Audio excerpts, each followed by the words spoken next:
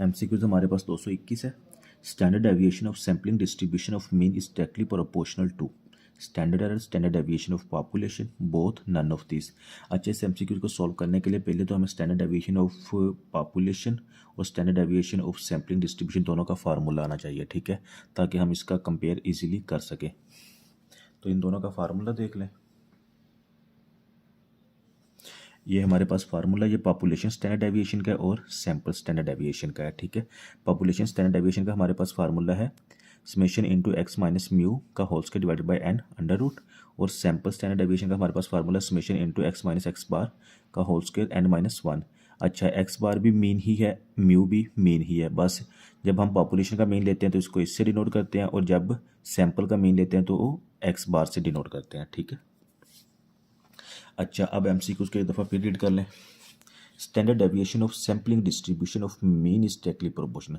Standard deviation of sampling distribution of mean मतलब कि standard deviation of जो sample है ना, सैम्पल का जो मीन है, इज डायरेक्टली प्रोपोर्शनल टू, किसके डायरेक्टली प्रोपोर्शनल है, स्टैंडर्ड एरर।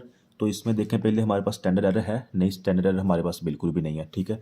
दूसरी तरफ standard deviation of population, standard deviation of population, तो ये हमारे पास स्टैंडर्ड डेविएशन ऑफ पॉपुलेशन है। इधर भी मीन देख लें, इधर भी मीन देख लें। अगर स्टैंडर्ड डेविएशन ऑफ सैम्पल का जो है ना वो स्टैंडर्ड डेविएशन डायरेक्टली प्रोपोर्शनल है, तो सेम कंडीशन में स्टैंडर्ड डेविएशन ऑफ जो पॉपुलेशन है वो भी डायरेक्टली प्रोपोर्शनल हमारे मीन के साथ है, ठीक है। तो इसमें देखें standard deviation of population is directly proportional to mean and inversely proportional to number. इसमें भी same condition, standard deviation directly proportional किसके है, ये मीन के है, तो ये इनवर्स इसके है। लेकिन इससे हमारा रिलेशन नहीं है, जस्ट हमने डायरेक्ट रिलेशन देखना है, डायरेक्ट रिलेशन देखना है। तो इस लिहाज से हमारा एमसीक्यू इसमें कौन सा करेक्ट होगा, एमसीक्यू हमारा बी करेक्ट होगा। Standard deviation of sampling distribution of mean is directly proportional to standard deviation of population, ठीक है। अच्छा, एमसीक्यूज नंबर 222 है। When on scatter diagram all the points cluster around a single point is called no correlation, strong correlation, moderate correlation, linear correlation. First of all ये तो easily आपको definition मिल गई है। When on scatter diagram all the points, तमाम points clusters around a single point, एक point हम ले लेते हैं, उसके इर्द गिर्द सारे पॉइंट्स जमा हो जाते हैं, ठीक है। ये हम पॉइंट लेते हैं, इसके इर्द गिर्द ना सारे पॉइंट्स जमा हो जाते हैं, क्लस्टर बन जाता है, ठीक है, कुछ इस तरह से। तो इसमें देखें, अगर मिसाल के तौर पर हम एक मैग्नेट रख देते हैं,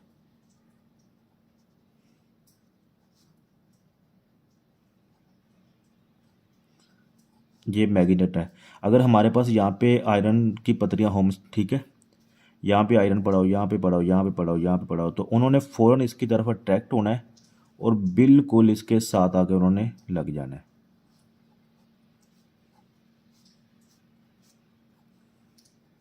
तो इट मीन्स कि इसका क्या मतलब हुआ, जब ये पतरियाँ इसके इर्द गिर्द क्लस्टर इसके बिल्कुल साथ बना रहे, इट मीन्स कि इनका इसके साथ रिलेशन है, बल्कि स्ट्रॉन्ग कोरिलेशन है, ठीक है। तो इजीली हमें डेफिनेशन से भी यही साबित होता है। When on scatter diagram all the points, हम एक डायग्राम बना रहे हैं, उस पर जो एक पॉइंट लेते हैं और all the points cluster around a single point, तमाम ये जो पॉइंट्स हैं ना, ये पॉइंट्स है, ये एक सिंगल पॉइंट के इर्द गिर्द जमा हो रहे हैं, ठीक है, क्लस्टर बना रहे हैं। तो इट मीन्स कि ये किसकी डेफिनेशन, क्लस्टरपन is called strong correlation. Correlation मतलब कोरिलेशन स्ट्रॉन्ग होगा, अगर स्ट्रॉन्ग कोरिलेशन है तो वो बना है ना। तो इसका एमसीक्यूज हमारा करेक्ट कौन सा होगा, बी। एमसीक्यूज 223 देखें। When correlation coefficient is closer to 1, then no correlation, high correlation, moderate correlation, linear correlation। एक बात तो आपने याद रखनी है ना, चलो नो कोरिलेशन और मॉडरेट कोरिलेशन को तो हम इग्नोर कर देंगे, लेकिन हाई कोरिलेशन और लीनियर कोरिलेशन का थोड़ा सा ना डिफरेंस समझ लें। बल्कि मैं चारों की एक्सप्लेन कर देता हूँ। नो कोरिलेशन क्या होता है, नो कोरिलेशन होता है जिसमें आपस के दरमियान कोई भी ताल्लुक ना हो। मिसाल के तौर पर अभी देखें, एज है, एक 25 साल का स्टूडेंट है, ठीक है, अब दूसरी तरफ मैं उसको कह रहा हूँ कि इसके 800 नंबर आए हैं, तो मुझे बताएं नंबर्स का एज के साथ क्या रिलेशन है, कोई रिलेशन नहीं है, ठीक है। तो इससे हम कह सकते हैं नो कोरिलेशन। अब उसके बाद दूसरा इसने दिया हुआ हाई कोरिलेशन, ठीक है। हाई कोरिलेशन में ये होता है, हाई रिलेशन कोएफिशिएंट ये होता है जिसमें एक चीज़ बढ़ेगी तो उसके साथ ही दूसरी चीज़ भी बढ़ेगी, ठीक है। मिसाल के तौर पर इसमें देखें, अगर गाड़ियां बढ़ जाती हैं तो उसमें पेट्रोल की जो कंजप्शन है वो भी इंक्रीज हो जाएगी। तो इट मीन्स कि इसके दरमियान ना पॉजिटिव कोरिलेशन है। अब इसके बाद आता है लीनियर कोरिलेशन। मॉडरेट कोरिलेशन होता है जिसमें मतलब कि थोड़ा बहुत फ़र्क हो, लेकिन जो मेन चीज़ है लीनियर कोरिलेशन। लीनियर कोरिलेशन और हाई कोरिलेशन का मेन डिफरेंस समझ लें। लीनियर कोरिलेशन वो होता है जो परफेक्ट पॉजिटिव हो, ठीक है। परफेक्ट पॉजिटिव तब होता है जब इक्वल टू 1 हो, लेकिन क्वेश्चन में हमें वो बता रहा है when correlation coefficient is closer to 1, मतलब कि 1 के क्लोज है, परफेक्ट नहीं है, बिल्कुल नहीं 1 नहीं है, ठीक है। परफेक्ट पॉजिटिव कोरिलेशन तब होता है जब हमारा +1 हो, ठीक है। या परफेक्ट नेगेटिव कोरिलेशन तब होता है जब -1 हो, और जब 0 हो तो यहाँ पे no correlation. Perfect linear negative correlation, ठीक है। और perfect positive, perfect linear positive. मिसाल के तौर पर ये देखें, ये एक लाइन है, तो all the points are cluster around this point, इसके इर्द गिर्द जमा हो जाते हैं। तो इट मीन्स कि ये कौन सा, ये परफेक्ट पॉजिटिव कोरिलेशन है। इन सब ने जमा होकर एक लाइन बना ली है, ठीक है। तो अब जो आता है क्लोजर टू 1, मतलब कि इसके क्लोज क्लोज है। ये देखें, एक यहाँ पर हमारा सेंटर हो गया, इस तरफ ये नेगेटिव लाइन होगी, इस तरफ हमारी पॉजिटिव लाइन है, इस तरफ नेगेटिव लाइन है। तो ये इसके क्लोजर क्लोजर है। अगर तो वो नेगेटिव की बात करता फिर हम इसको कंसीडर कर लेते हैं, लेकिन उसने कहा क्लोज टू 1, 1 क्या उसने पॉजिटिव ही लिया है, जब उसने बताया नहीं तो इट मीन्स हम पॉजिटिव ही कंसीडर करेंगे। तो इसमें क्या होगा, हाई कोरिलेशन होगा। हाई कोरिलेशन होगा, लीनियर नहीं होगा, परफेक्ट नहीं होगा। लीनियर का एक और तरीका भी इग्नोर करने का ये भी है, क्योंकि इसने परफेक्ट वाला वर्ड भी यूज़ नहीं किया, तो इसलिए इसका जो करेक्ट आंसर होगा हमारा बी होगा, हाई कोरिलेशन। तीसरा देखें 224, risk level is also same as. Risk level कितना होगा, कॉन्फिडेंस लेवल। अच्छा, कॉन्फिडेंस लेवल का रिस्क लेवल के साथ कैसे रिलेशन करेंगे। कॉन्फिडेंस लेवल आपका 1000 है, सॉरी कॉन्फिडेंस लेवल आपका 100 है, ठीक है। तो यहाँ पे रिस्क लेवल आप क्या बता सकते हैं, कुछ भी नहीं बोल सकते, इनकम्प्लीट इन्फॉर्मेशन है। यहाँ पे आपको दे सकता है risk level is also same as inverse of confidence level, ठीक है। रिस्क लेवल कितना है, same as inverse of confidence level. मिसाल के तौर पर हमारा कॉन्फिडेंस लेवल कितना है, 90 है, तो उसका inverse risk level significant level कितना होगा, 10% होगा। तो इट मीन्स कि अगर हमारा रिस्क लेवल कॉन्फिडेंस लेवल के बिल्कुल इन्वर्स चलता है, हमारा अगर कॉन्फिडेंस लेवल, मैं लिख के बता देता हूँ, ठीक है। यहाँ पे देखिए हमारा जो कॉन्फिडेंस लेवल है वो कितना है, 90% है, ठीक है। तो हमारा रिस्क लेवल कितना होगा, 10% होगा। हमारा कॉन्फिडेंस लेवल कितना है जी, 80% है, तो हमारा रिस्क लेवल कितना होगा जी, 20%। तो बिल्कुल इसके इन्वर्स चल रहा है, ठीक है। अगर रिस्क कॉन्फिडेंस लेवल बढ़ जाता है तो रिस्क लेवल कम है, कॉन्फिडेंस लेवल कम होता है तो रिस्क लेवल बढ़ जाता है, बिल्कुल इसके इन्वर्स चल रहा है। तो तीसरा देखिए 100% प्लस कॉन्फिडेंस लेवल, नहीं ऐसा तो होता ही नहीं, कॉन्फिडेंस लेवल ही टोटल 100% होता है। कॉन्फिडेंस लेवल -100%, नहीं कॉन्फिडेंस लेवल ही 100% होता है, जब उसमें से माइनस कर देंगे, -100% कर देंगे तो पीछे सिफर बच जाएगा। तो हमारा जो करेक्ट आंसर होगा वो इनवर्स ऑफ कॉन्फिडेंस लेवल होगा, इसका 224 का बी करेक्ट होगा। MCQ 225 देखते हैं। If two persons invest 2 million and withdraw 10% each month, दो if a person invest 2 million, अगर एक बंदा 2 मिलियन इन्वेस्ट करता है एंड विड्रा करता है कितना, 10% ईच मंथ, हर महीने वो 10% निकाल लेता है अपनी टोटल इन्वेस्टमेंट का। देन हाउ मच टाइम, कितना वक्त लगेगा, it will take to end the investment, कितना टाइम लगेगा कि वो अपनी 10% निकाल के अपना 2 मिलियन मतलब कि टोटल अपनी इन्वेस्टमेंट निकाल लेगा।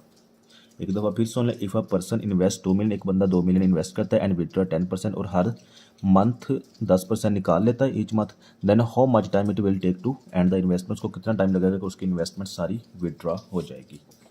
तो हमारे पास टोटल इन्वेस्टमेंट कितनी है,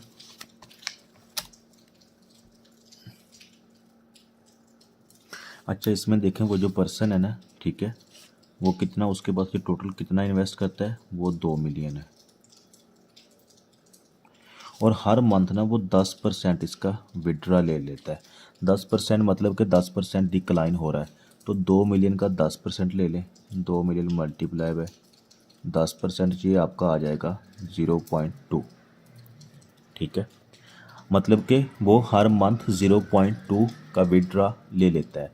अच्छा, अगर वो 0.2 का विड्रा ले लेता है तो इट मीन्स कि हम कह सकते हैं कि एक इन्वेस्टमेंट, मतलब कि ये देखें, ये ना मैं 12 मंथ बना देता हूँ, 1 2 3 4 5 6 7 8 9 10 11 12। ठीक है, हमारे पास ये 12 मंथ है। 12 मंथ में ना इसके पास यहाँ पे ना 2 मिलियन है। 2 मिलियन में से ना वो कितना विड्रा लेता है? 10%। 10% जब वो विड्रा लेगा तो वो कितना लेगा? 0.2 है, तो पीछे उसके पास बच जाएगा 1.8। ठीक है, तो इट मीन्स कि यहाँ से लेकर यहाँ तक वो हर मंथ कितना विड्रा ले रहा है? 0.2 कितना? 10% ले रहा है। अच्छा, एक बात, जो हमने पहला विड्रा लिया है वो कितना है हमारा? 0.2। तो मैं फार्मूले में हमारा जो ए किसके बराबर होगा? 0.2 के बराबर हो जाएगा। हमारी टोटल इन्वेस्टमेंट कितनी है?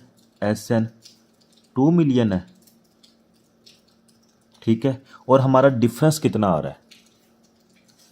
डिफरेंस हमारा कितना आ रहा है?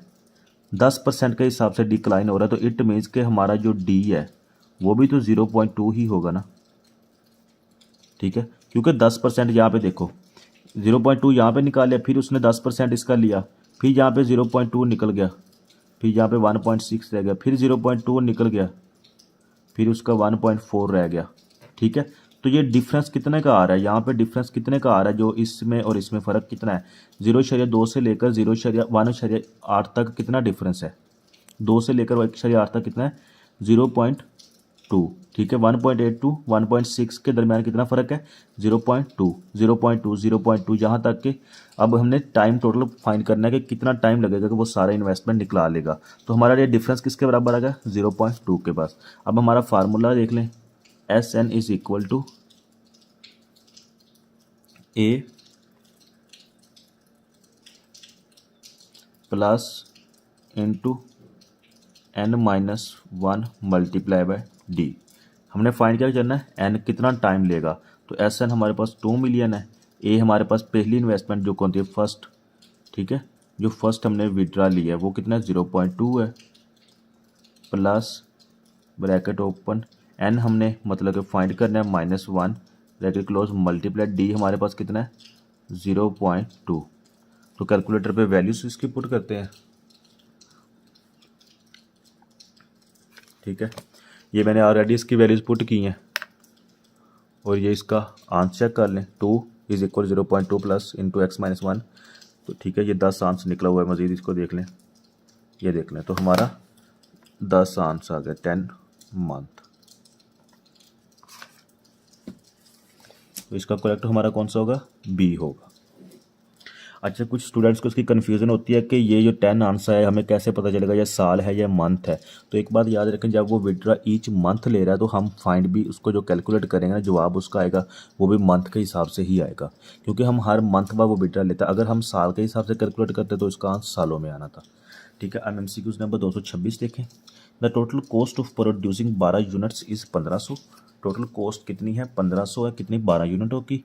And total cost of producing 18 unit is 2700। Find the variable cost per unit. Variable कहते हैं चेंज होना, चेंज कितनी आई है पर यूनिट, मतलब कि एक यूनिट की कॉस्ट में टोटल चेंज कितना आया है। तो फर्स्ट ऑफ ऑल हम इसका चेंज निकाल लेते हैं। हमारे पास यूनिट थे 12 यूनिटों की कॉस्ट कितनी थी? 1500।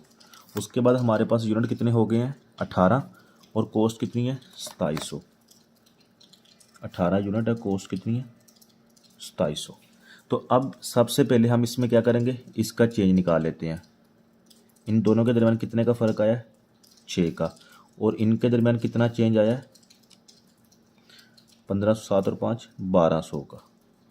ये हम दोनों को एग्जैक्ट इसका चेंज है। अब हमने चेंज फाइंड करना है पर यूनिट के हिसाब से। ठीक है, अगर पर यूनिट के हिसाब से फाइंड करेंगे तो हमारे पास total amount divided by unit आ जाएगा।